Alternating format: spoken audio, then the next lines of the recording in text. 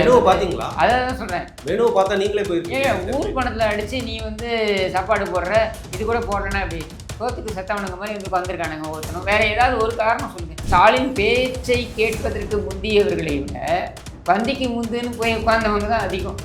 ஒரு குடும்ப விழானா அப்படிதாங்க. ஆமாம், அது ஒரு குடும்ப விழா தான். பிக் பாக்கெட்லேருந்து சீரியல் ரேபிஸ்ட் வரைக்கும் அத்தனை பேரும் ஒரு குடும்பமாக இருக்கக்கூடிய ஒரு இயக்கமான கழக கொள்ளையர்கள் கூட்டம்.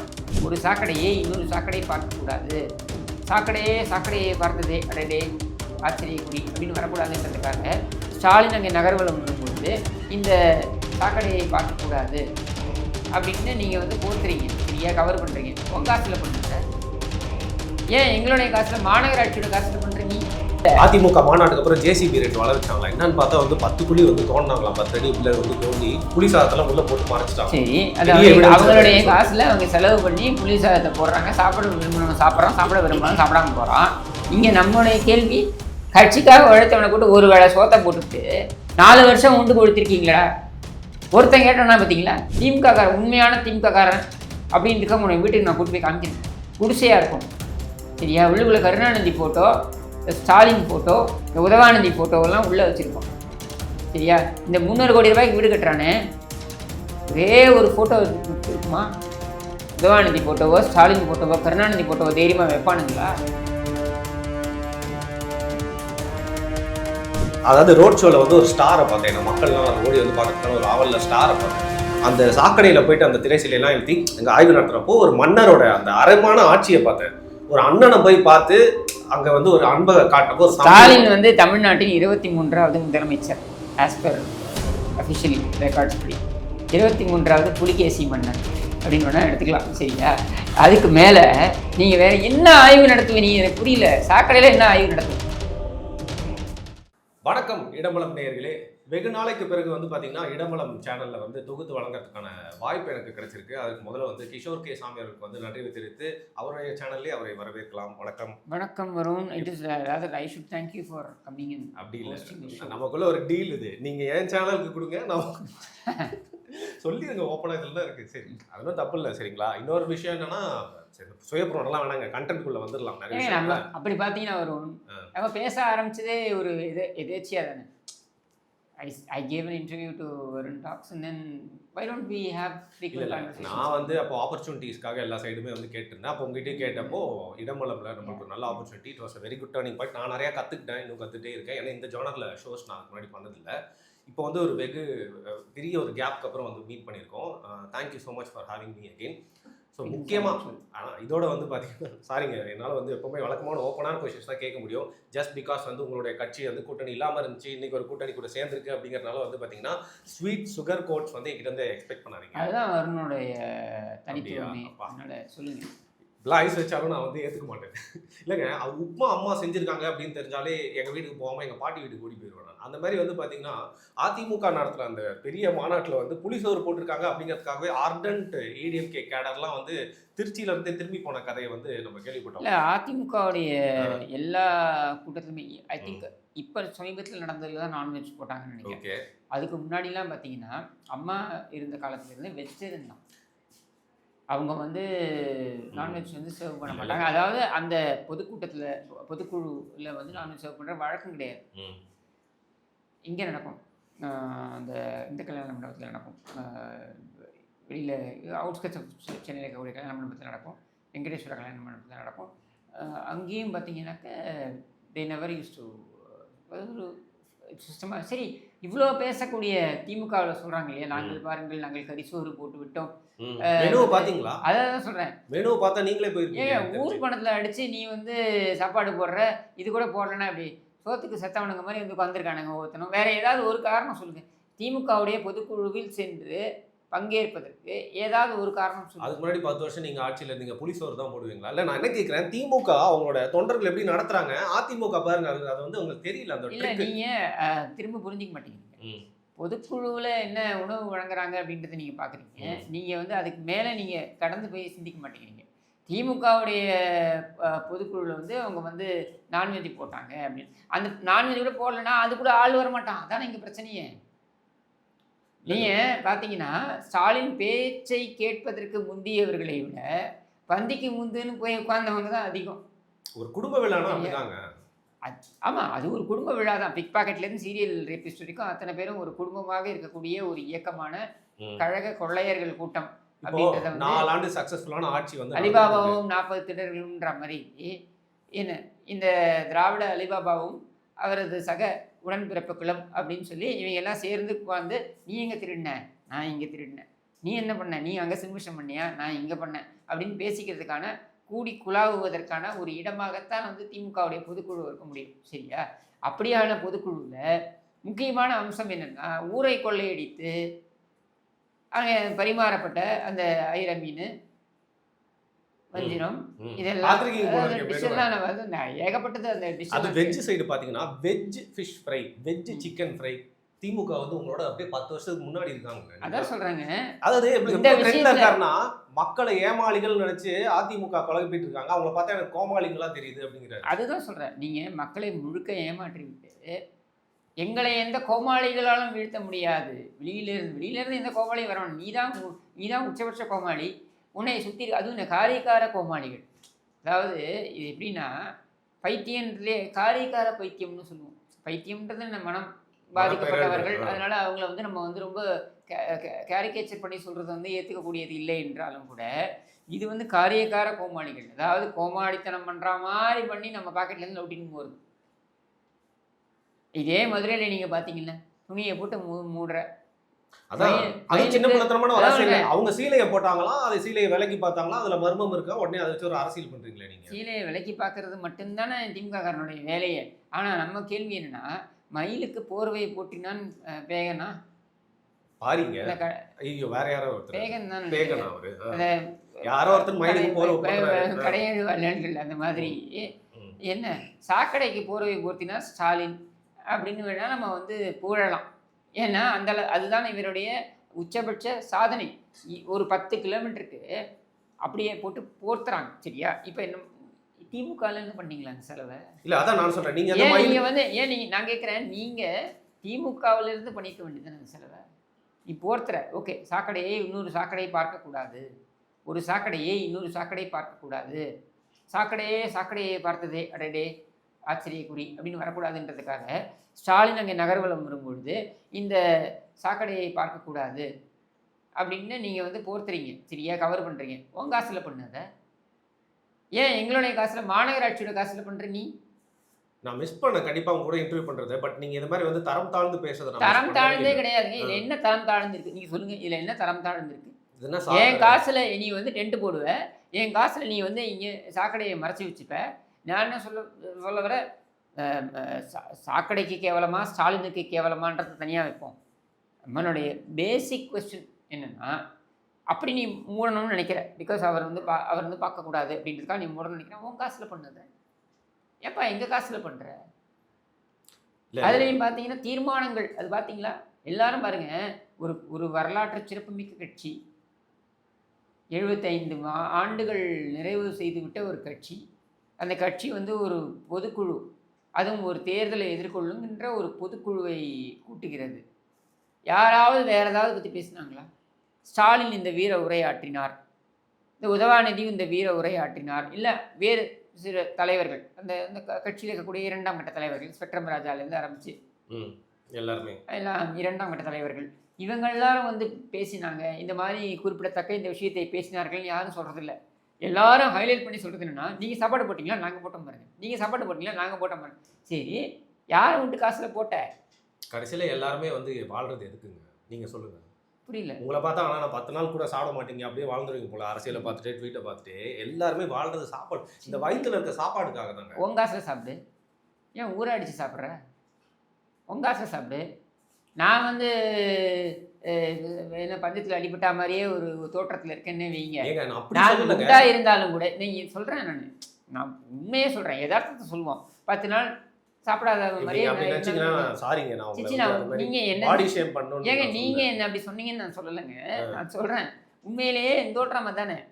What ever it is reality. But நான் என்ன கேட்குறேன்னா, ஊரே அடித்து கொள்ளையடிச்சு நீ சாப்பிட்றது ஒரு சாப்பாடா?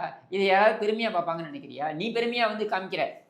அதில் வேற விஜயுடைய மாநாட்டில் நிற்க வைத்து சாப்பிட வைத்தார்கள். பாருங்கள் எங்களை உட்கார வைத்து சாப்பிட ஆமா நிக்க வைக்கிறார்கள். வச்சுதான் சாப்பாடு வச்சாங்க. ஆமா. அதாவது விஜயோட அப்போ விஜய் வைணவம், ஐயோ, please. திமுக சைவம்னு எடுத்துக்கலாமா? திருப்பி யார் ஆபாசமா பொன்முடியோட லாஜிக் பிடிங்க.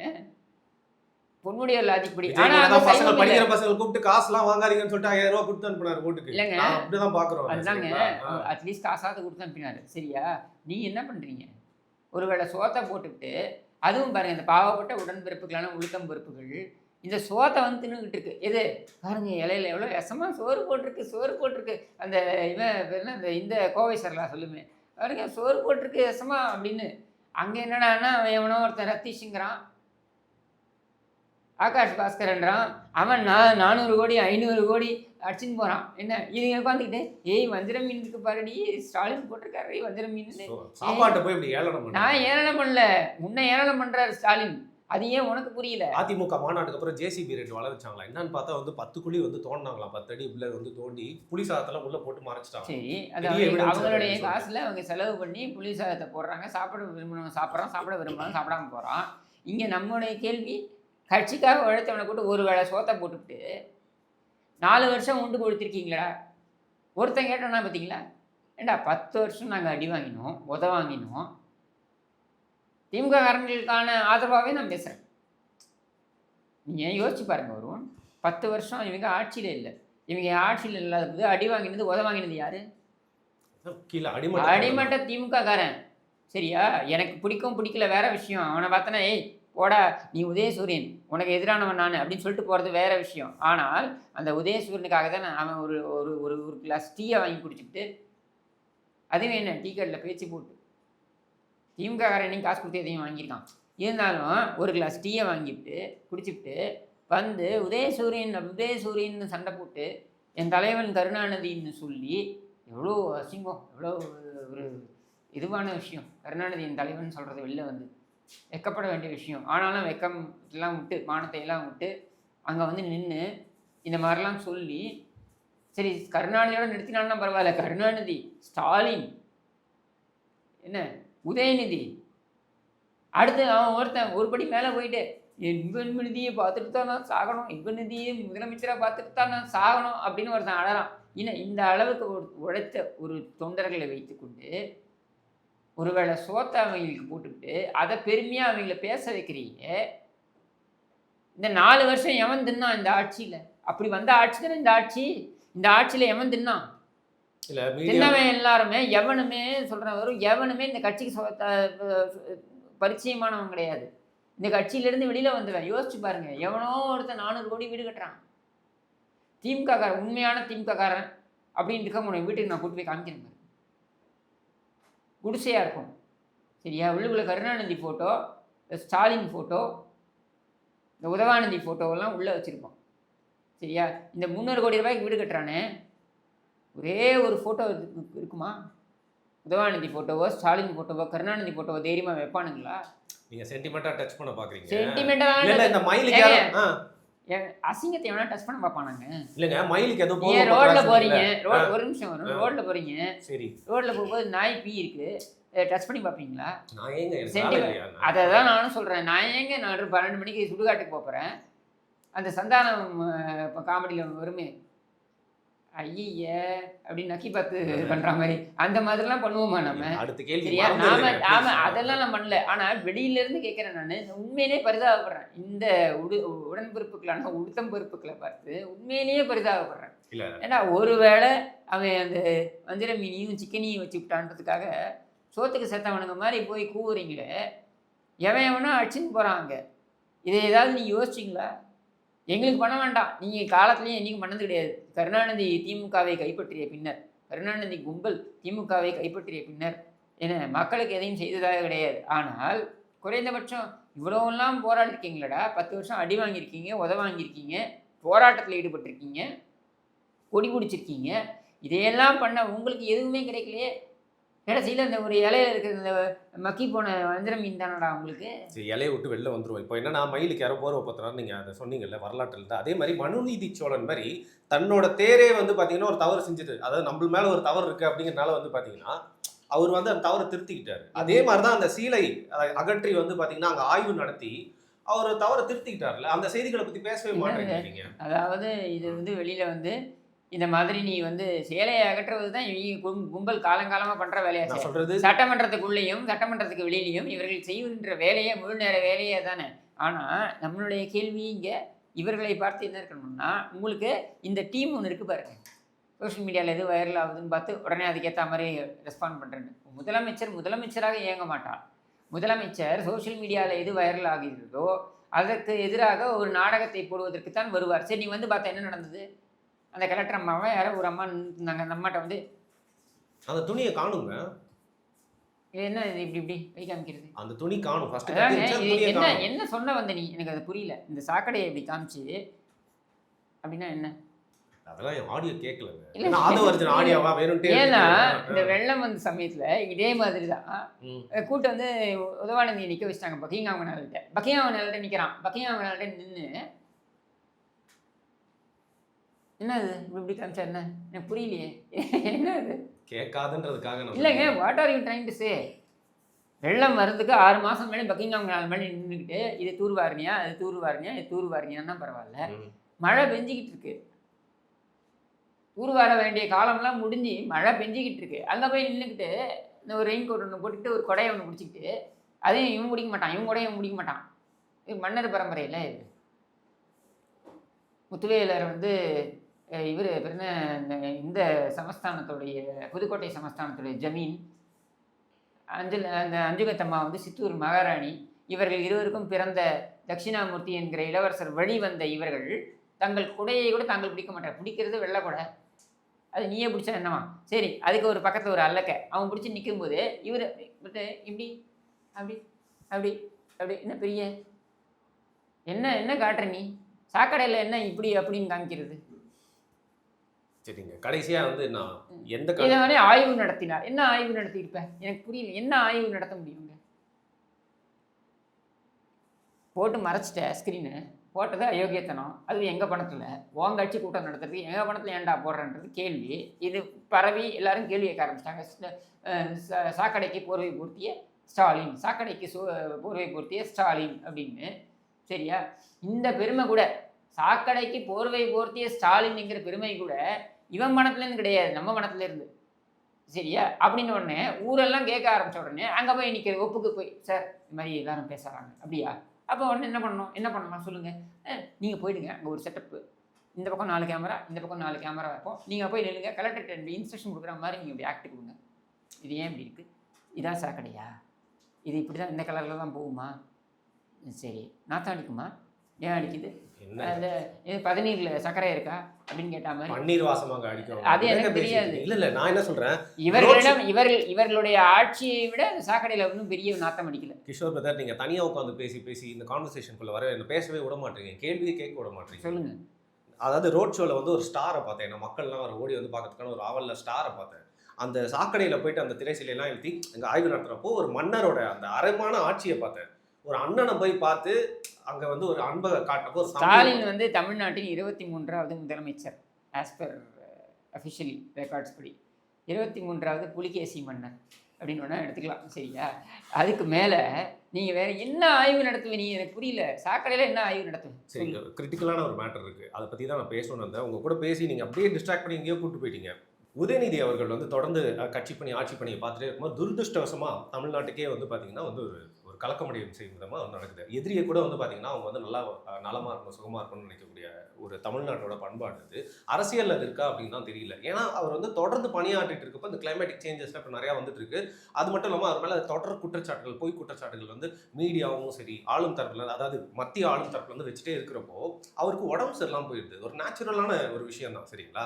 அப்போ ஒரு 2-3 நாள் வந்து ஒரு ஓய்வு எடுத்துட்டு அந்த நிகழ்ச்சிகள்லாம் ஒத்தி வச்சா அதை வச்சு ஒரு கேவலமான அரசியல் பண்ணுறீங்களா? அது குறிப்பாக வந்து அதிமுக வந்து ஒரு கேவலம், அவர் ஈடினால வந்து நடுக்கத்தில் இருக்காரு இப்படிலாம் சொல்லுவாங்களா? இப்போ நாளைக்கு வந்து இபிஎஸ் அவர்களுக்கு ஒருவேளை ஏதாவது ஒரு உபாதையில் போயிட்டா வந்து சொன்னா நீங்க சும்மா இருப்பீங்களா? இல்ல அது ஒரு நியாயமான கேள்வியா உங்களுக்கு தெரியலையா? உதயநிதிக்கு வயத்தை கலக்கினா அது வந்து தமிழ்நாடே கலக்குகின்ற விஷயம்னு நீங்க சொல்றதே எனக்கு புரியல. தமிழ்நாட்டில் என்ன கலக்கம் ஏற்படும்? நீங்க துணை முதல்வருங்க, அவரோட செயல்பாடுகள் இல்லாம பல திட்டங்கள் போட்டாங்க. இப்போ அதில் கூட இந்த மாநாட்டில் கூட பார்த்தீங்கன்னா 7வது தீர்மானம்னு ஒரு தீர்மானம் போட்டாங்க. என்னடா இது 7வது தீர்மானம்னா இது 7.5 தீர்மானமாக தான் அதை பார்க்கணும். இந்த 7வது தீர்மானம் என்ன சொல்லுகிறது? 43 தீர்மானமா என்னமோ இருக்குன்னு நினைக்கிறேன். 7வது தீர்மானம் நீங்கள் எடுத்து படிக்கணும். நம்மளுடைய முதலமைச்சர் திரு உதயநிதி அவர்கள், முதலமைச்சர் துணை முதலமைச்சர் மனசுல இருக்கிறது தான் வெளில வருது. என் மனசுல இல்லை, அவர் ஆகணும்னு நீங்க ஆசைப்படுறீங்க. நான் ஏங்க அதெல்லாம் ஆசைப்படுறேன்? நான் தான் திருப்பி சொல்கிறேன், நான் ஏங்க 12 மணிக்கு சுடுகாட்டுக்கு போகிறேன்? அது துணை முதலமைச்சர் உதயநிதி அவர் சிறப்பாக செயல்படுவதற்காக நாம் உறுதுணையாக நிற்க வேண்டாம். ஏண்டா ஒருத்தர் 2 மணிக்கு எழுந்துக்கிறதுக்கு போய் எழுப்புறதுக்கு நாம் போய் நிற்கணுன்றதுக்கு ஒரு தீர்மானம் போடுவீங்களாடா? அவர் சிறப்பாக செயல்படணும்னா அவர் தான் செயல்படணும். நீ தீர்மானம் போட்டு அவரை செயல்பட வைக்க முடியுமா? இது ஒரு தீர்மானங்க. உதயநிதி செயல்பட வேண்டும் அப்படின்னு ஒரு தீர்மானம். ஏன்னா ஒரு கட்சியில் என்னுடைய தலைவர் செயல்படணும் அப்படின்னு ஒரு தீர்மானம் போடுவானா? இந்த கட்சியில் கட்சிக்காரங்களே சொல்கிறாங்க. அதான் நானும் கேட்குறேன், எனக்கு தெரியல, நீங்கள் தான் சொல்லணும் எனக்கு. ஒரு கட்சியில் ஒரு கட்சியுடைய தலைவர் செயல்பட வேண்டும்னு தீர்மானம் போட்டு எங்கேயாவது பார்த்துருக்கீங்களா? இந்த கட்சியில் அப்படி ஒரு தீர்மானம் இல்லை. அவர் தலைமை பண்புக்கு அடுத்த லெவலுக்கு வரணும்னு ஆசைப்படுறேன். என்ன இப்போ என்ன லெவலில் இருக்காரு? இப்போவே எல்லா அமைச்சர்களும் அங்கே தானே போய் காலை பிடிச்சி அழுவாத லெவலில் இருக்காரு. பாட்டில் எடுத்து பெட்ரோல் மேலே வந்து தூக்கி அடிக்காத லெவலில் இருக்காரு. அப்பா அம்மா சொல்றதை கேட்டு அது நமக்கு தெரியாது. அது நமக்கு தெரியாதுங்க. நீங்கள் சொல்லிச்சு இப்போ பாட்டில் தூக்கி அடிச்சாரா இல்லை நம்ம ஞாபகம் இருக்கா உங்களுக்கு? உடனே நீங்க அந்த கிளிப்புக்கு போவீங்க. எனக்கு செவிலியர் கருணாநிதி நெஞ்சு வலிக்கும் வார்த்தை ஒன்றை சொன்னார். அது எங்க வலிச்சுதோ. ஆனா அவர் செவிலியர் 2 விட்டாருன்னு சொன்னாரா இல்லையா கருணாநிதி? இந்த குடும்பத்தை, அதனால இந்த குடும்பத்துக்குள்ள எது வேணாலும் நடக்கலாம். அதனால அதையெல்லாம் நீங்க ஒரு விஷயமா கொண்டு வர இல்லைங்க. நீங்க ஒரு ஜென்ரலா ஒரு மனிதத்தை பார்த்தா வந்து அவர் உடல் நலம் வந்து பூர்ணமான. நான் தான் திருப்பி சொல்றேங்க, இன்று போல் என்றும் வாழ்க.